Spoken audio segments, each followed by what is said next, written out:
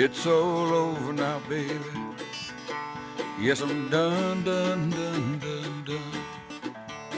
My heart's Toute la semaine, nous étions à Marly, au Clos des Chefs, et c'est Alexandre, l'un des chefs, qui a cuisiné pour nous. On s'occupe de la toute dernière recette de cette semaine, le dessert, donc autour des agrumes, c'est ça le principe, Alexandre? On part sur la touche sucrée, touche qui me tient particulièrement à cœur. D'accord. Et en plus le citron, vraiment un de mes produits, du moins l'agrume, un de mes produits préférés. Donc on va travailler sur une déclinaison autour de l'agrume. Ok, ça marche. On commence par quoi? Dis-moi. Donc on va faire un crémeux yuzu. Oui. Donc un agrume asiatique. Donc au fait, il y a 300 grammes à peu près de jus de yuzu. Vous pouvez le remplacer à la maison si vous n'en avez pas par un jus de citron, jus de citron vert, sans citer de nom hein, de marque, mais vous en trouvez maintenant dans tous les commerces, des jus de citron déjà faits. Vous pouvez sinon même faire un crémeux si vous voulez par un jus de... je suis en train de faire... Des bêtises. Oui, des bêtises en parlant. Donc le sucre. Il y a à peu près 100 grammes de sucre parce que j'aime pas trop le sucre dans mes desserts. Après, si vous êtes bien... surtout que là, si on est sur un système de citron, parce que en gros, ça c'est une préparation qu'on peut utiliser dans une tarte au citron. Enfin, c'est le même principe, le crémeux d'une tarte au citron. Un peu plus travaillé. Après, vous pouvez faire une crème à la passion, une crème... c'est vraiment une base de crémeux. Hein. Donc dedans, je mets 6 œufs. Donc là, tu as mis ton jus de yuzu, le jus de yuzu, le sucre et les œufs.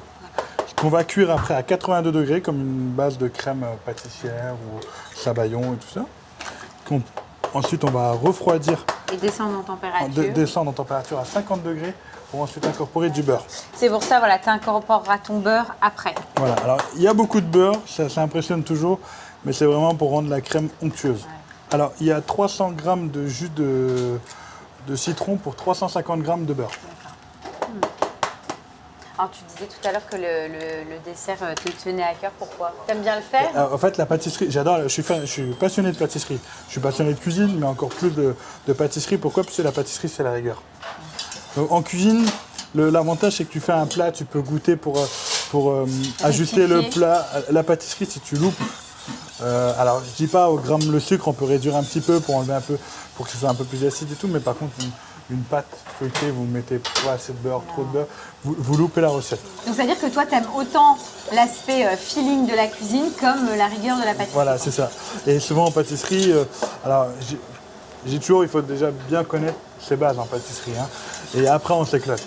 Dire voilà, une tarte au citron, il faut savoir faire une vraie tarte au citron. Et après, dire bon, on peut la déstructurer. Savoir faire un opéra, savoir faire un vrai millefeuille. Donc tu as l'exigence du départ et après quand tu as la base du départ et l'exigence, en général tu t'amuses.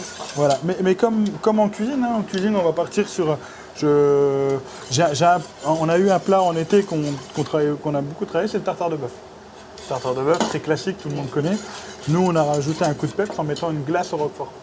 Donc on a fait une glace maison au roquefort pour amener un coup de peps ou des choses que les clients ne connaissent pas. Pourquoi? Parce qu'on a souvent l'habitude de manger par exemple un filet de bœuf avec une sauce roquefort, donc quelque chose de chaud. Moi j'ai dit en été, il faut qu'on trouve le truc. Garder la philosophie bœuf roquefort, mais froid. Voilà. Donc là, l'objectif en termes de température pour monter à 82 degrés. D'accord. Ouais, faut que ça épaississe en fait. Si vous n'avez pas de sonde à la maison, voilà, vous voyez que ça commence à épaissir. Sans trop, mais ça va surtout bouillir. Quand ça va commencer un peu à bouillir, il faut l'enlever tout de suite, ça veut dire que vous êtes largement au-dessus. Et si vous dépassez trop la température, les œufs vont cuire, vont coaguler et ça va faire une omelette. Hein. Donc là, on va continuer à monter en température. Dès que c'est bon, on va refroidir pour descendre à 50 degrés, c'est ça? Ouais, voilà. Normalement, c'est 49. Nous, c'est entre 49 et 54 degrés. On ajoutera ensuite à ce moment-là le beurre et notre crémeux sera prêt. Voilà. Pratiquement, mais oui. Après, on le réserve. Voilà. Et tu le réserves combien de temps? Alors, le mieux... Tu me conseilles de le préparer la veille. Longtemps, voilà. Le mieux, c'est de le laisser reposer 24 heures pour que la crème soit vraiment onctueuse et bien prise au niveau du beurre. Parce que vu qu'il va y avoir beaucoup de beurre dedans qu'on va incorporer, il faut que le beurre fiche tranquillement. S'il fiche trop vite, ça va être des blocs de beurre que vous allez avoir dans votre crème. Alors que s'il va tranquillement, ça va vraiment être onctueux. Donc là, nous, on est en train de préparer devant vous celle-ci. Et j'en ai préparé une déjà hier pour pouvoir vous faire une belle assiette. Donc finalement, on ressortira la poche que tu as préparée hier et on n'aura plus qu'à dresser parce qu'on a déjà les suprêmes d'agrumes. Voilà. Et tu accompagnes ça avec un biscuit, du croquant qu'on trouvera dans l'assiette. Là, on a fait des petits sablés bretons qu'on va mettre avec pour amener un peu de croquant. Si vous, à la maison, vous voulez, vous pouvez faire des petites meringues. Donc là, on voit que ça bout. Donc mon crémeux est prêt. Donc là, j'éteins. J'ai oublié de dire qu'avant d'incorporer tout ça, il faut incorporer, nous on incorpore 2 feuilles de gélatine pour qu'elles tiennent vraiment bien. Elles sont derrière, je peux les prendre. Elles sont trempées dans l'eau froide. Donc 2 petites feuilles de gélatine. Hop. Donc là on met de la gélatine bovine, je le dis, parce que pourquoi? Pour comme ça tout le monde puisse se manger, parce que souvent quand c'est de la gélatine d'abord, on a des clients qui ne peuvent pas la manger.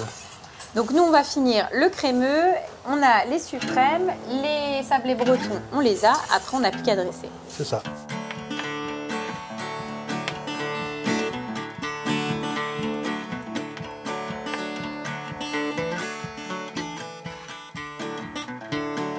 It's all over now, baby.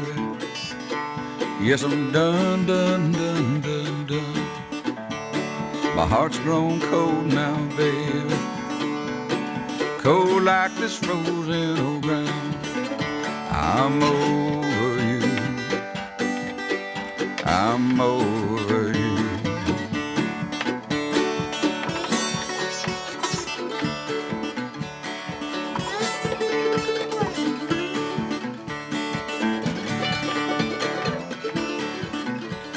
You might raise a spirit from the grave. I'll tell you, there's nothing here left to save.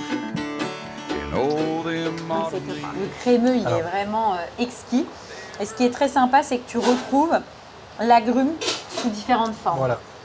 Et, alors, il faut aimer bien sûr l'acidité, l'agrume. Moi j'adore. Mais dès que tu le mets en bouche, ça fait pas waouh. Tu as vraiment le petit waouh.